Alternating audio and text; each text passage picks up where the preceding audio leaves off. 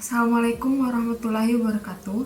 Perkenalkan, nama saya Juwita Awalia, mahasiswi Politeknik Pembangunan Pertanian Bogor, tingkat 2, jurusan Pertanian, Prodi Teknologi Mekanisasi Pertanian.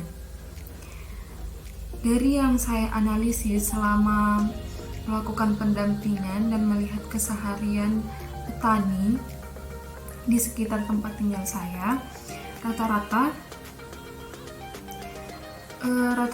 petani masih menggunakan hand traktor atau traktor roda 2 untuk melakukan pengolahan lahan sebelum melakukan penanaman. Nah, untuk hand traktor itu sendiri yang setahu saya rata-rata itu milik pribadi, milik petani sendiri. Jadi seperti petani yang memang memiliki lahan yang lumayan luas, mereka lebih memilih untuk membeli hand traktor sendiri. Jadi itu lebih memudahkan mereka.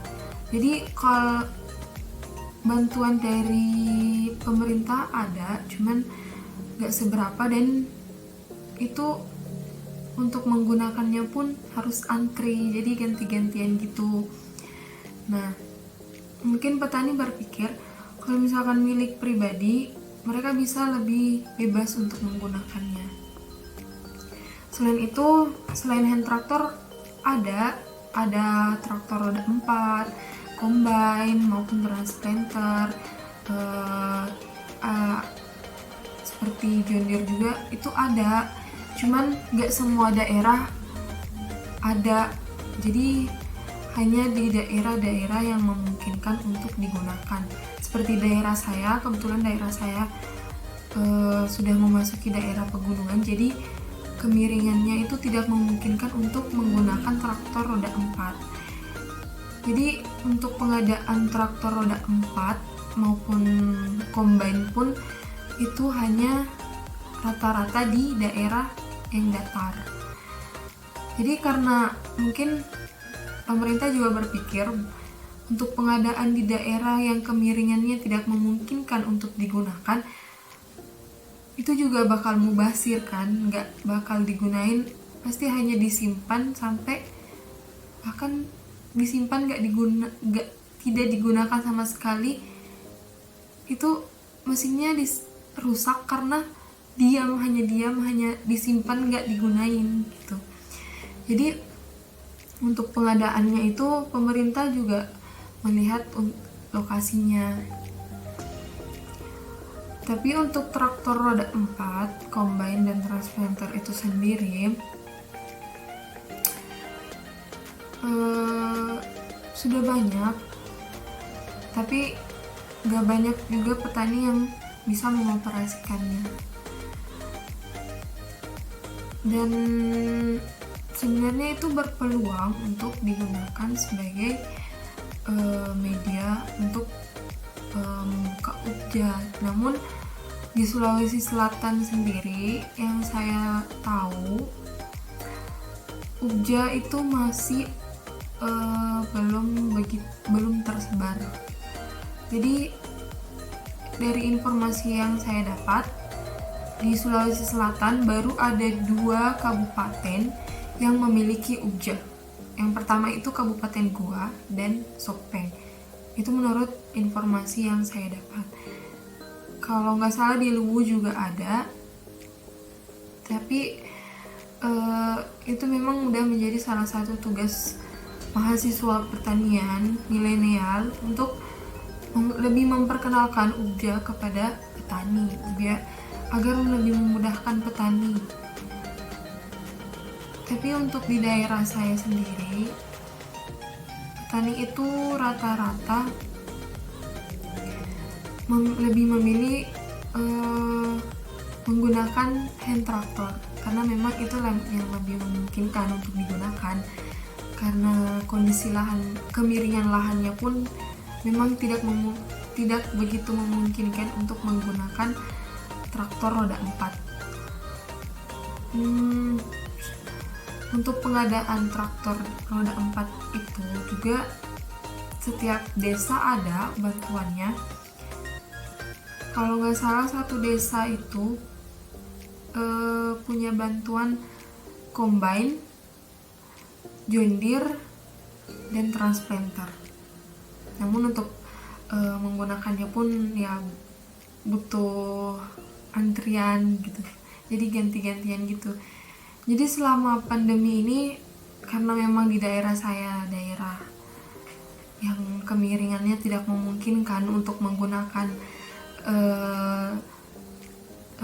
traktor roda 4 maupun transplanter masih memungkinkan, namun karena antriannya yang lumayan, jadi pas saya melakukan pengolahan lahan dan akan melakukan penanaman padi itu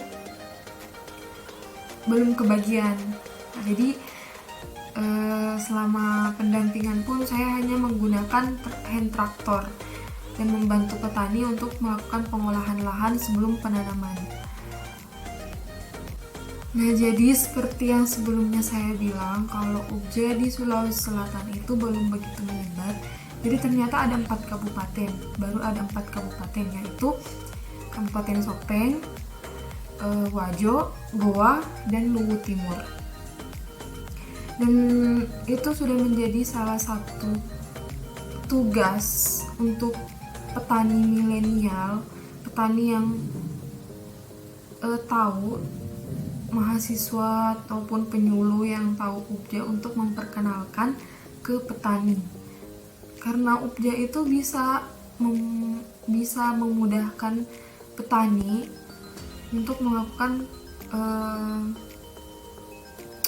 pengolahan lahannya maupun panen, karena dengan UPJA itu bisa meminimalisir waktu.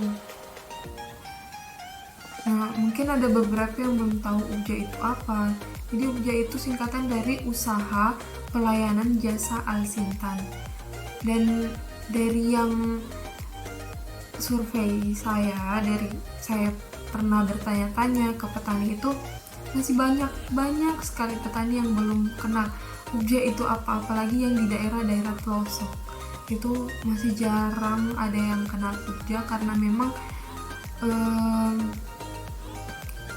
masih jarang juga petani, terutama di daerah saya, itu masih jarang ada petani yang menggunakan Android.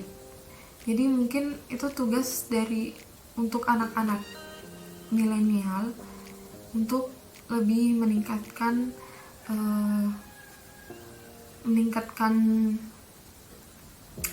pertanian dengan memperkenalkan hal-hal baru kepada petani. Ya, walaupun memang kita tetap harus menghargai tradisi yang ada, yang sebelum-sebelumnya memang sering dilakukan. Cuman untuk lebih meningkatkan lagi, apalagi untuk mengefisienkan waktu dalam pengolahan lahan maupun dalam panen, dalam perawatan, itu UPJA itu sangat membantu.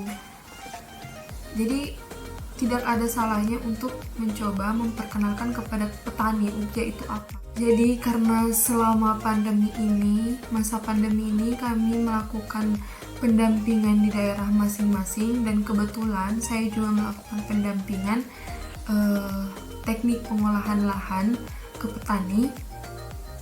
Jadi saya membantu petani mengolah lahannya, mengolah sawah sebelum melakukan penanaman padi. Jadi selama pengolahan lahan saya menggunakan hand traktor, dan itu pun hand traktor yang jadi hand traktornya itu bisa dibilang hand traktor yang keluaran lama, jadi kayak hand traktor yang sudah lama gitu, tapi masih bisa digunakan dan masih memang lebih membantu petani daripada petani harus mencangkul. Jadi setelah ini mungkin saya akan menampilkan beberapa dokumentasi selama saya melakukan pengolahan lahan, tapi karena terbatas, memang saya hanya melakukan pengolahan lahan menggunakan hand traktor. Jadi mungkin saya hanya menampilkan itu karena memang di daerah saya masih jarang sekali yang menggunakan transplanter maupun combine ataupun John Deere untuk melakukan pengolahan lahan itu masih jarang banget, karena memang untuk lokasinya pun tidak memungkinkan untuk menggunakan traktor roda 4 karena memang kemiringannya tidak cocok untuk menggunakan traktor roda 4. Nah, jadi berikut adalah dokumentasi selama saya melakukan pendampingan pengolahan lahan kepada petani. Selain itu, selain melakukan pengolahan lahan, membantu petani melakukan pengolahan lahan, saya juga sempat menjelaskan pola-pola yang baik untuk digunakan selama pengolahan lahan. Jadi tanpa menunggu lama lagi, selamat menyaksikan